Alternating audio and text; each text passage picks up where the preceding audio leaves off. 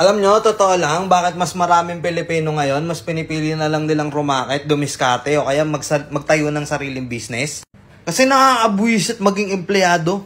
Nakakapikon. Nakakaubos ng pagkatao. Sipin mo ginastosan ka ng magulang mo mula preschool hanggang mag-college ka, tapos halos 100,000 na yung ginastos. Yung iba nga sa mga matataas na klase pa ng college pinasok Sa mga matataas na klase pa ng university. Di pa yon yung mga nagastos mo sa mga projects mo. Ang laki! Tapos ngayon, nakagraduate ka na, mag-a-apply ka ng trabaho ngayon. Ang kailangan sa trabaho, kailangan bachelor's degree ka. Tapos putang ina, sahod mo 350 pesos. 350 pisong putang ina. Anyway, syempre, kailangan mo ng trabaho, kailangan mo ng experience. Pasok ka ngayon. Papasok ka ng late kaltas. Undertime ka kaltas. Tapos mag-OT ka. Thank you. Wala man lang welcome. Dahil sa totoo lang magalit na ako sa magalit yung mga employer dyan, kung sino man tatamaan dyan. Huwag naman sana tayong masyadong demanding sa background ng mga mag-a-apply sa inyo, lalo na kung ipapasahod nyo lang din naman, magkano lang. Oo, nandun na tayo, yung ibang mga business dyan, hindi pa ganun kalaki kumita. Pero sana man lang, yung requirements nyo, hindi naman sana pang astronaut na yung kailangan ng requirements. Tapos ipapasahod nyo 350. Itong video na to, mga empleyado dyan, magising-gising kayo.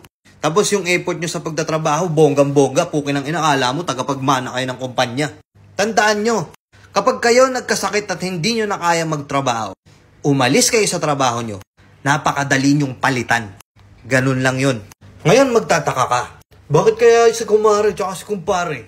Bakit kaya yung kaibigan ko hindi na nagtrabaho? Yung iba nag-live selling na lang, nagtitinda ng kung ano-ano sa Facebook. Putang ina, mas okay pang mag-ganon na lang Hawak mo oras mo, ikaw gumagawa ng pera mo. Pag may emergency ka, hindi mo kailangan magmakaawa sa kung sino mang Poncio Pilatong manager dyan, o kung sino mang bisor dyan, na pahirapan pa bago ka payagan, na humingi ng isang buong araw na pahinga. Galit pa sila sa'yo niyan. Tapos yung mga katrabaho mo, puking ina, akala mo yung sahod 10,000 isang araw. Sobrang papansin. Galit sa'yo pag wala ka, tapos pag nandiyan ka, galit pa din. Putang ina. Para tuloy nangyayari dun sa trabaho, hindi na pagalingan Pasipsipan Okay, alam ko marami magagalit dito sa content ko na to. Pero gusto ko lang maunawaan nyo na sana yung effort nyo sa pagtatrabaho, inaayon nyo lang sa kung magkano yung sahod nyo.